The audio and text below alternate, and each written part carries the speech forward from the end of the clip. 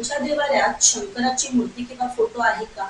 तर सावधान, शंकराची मूर्ती किंवा फोटो आपल्या देवालयात ठेवू नये. नमस्कार, मी सौ नीलम प्रशांत वास्तू मंगल कन्सल्टन्सी तर्फे आपल्या सर्वांचे हार्दिक स्वागत करते. बहुतेकांचे असे प्रश्न येतात की देवालयामध्ये काय ठेवायचं आणि काय नाही. तर मी तुम्हाला सांगेन की देवालयामध्ये आपलं आराध्य दैवत म्हणजे गणपती.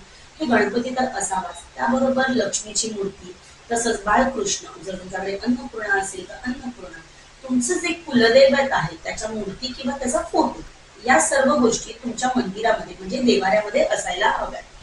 परंतु काही ठिकाणी महादेवाची मूर्ती किंवा फोटो ठेवलेले बघितले जातात, परंतु हे फार चुकीचं आहे.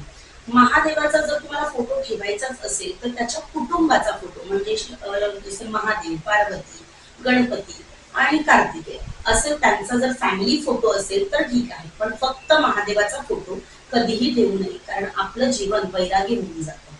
त्यामुळे लक्षात ठेवा, तुमच्याकडे जर महादेवाचं फोटो किंवा महादेवाची मूर्ती असेल तर ती मूर्ती तुम्ही ठेवू नये, आणि त्याच्या बदल्यात तुम्हाला महादेवाचं काही ठेवायचंच असेल तर तुम्ही पारद शिवलिंग ठेवू शकता.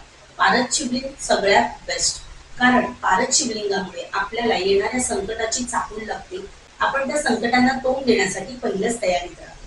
त्यामुळे बघा तुमच्या मंदिरामध्ये नक्की काय काय आहे. एकाच देवाच्या दोन मूर्त्या, दोन फोटो येणार नाही त्याची काळजी घ्यावी. एका देवाचा एक मूर्ती किंवा एक फोटो असणं गरजेचं. त्याचप्रमाणे तुम्ही लक्ष्मी सोबत श्रीयंत्रही ठेवू शकता. श्रीयंत्र ही तुम्हाला भरभराटीसाठी, समृद्धीसाठी, ऐश्वर्यासाठी खूप चांगलं फळ देईल. तर अशा पद्धतीने तुमचे देव बरोबर आहेत का बघा, आणि त्या पद्धतीने तुम्ही तुमचा देवाला सजवा.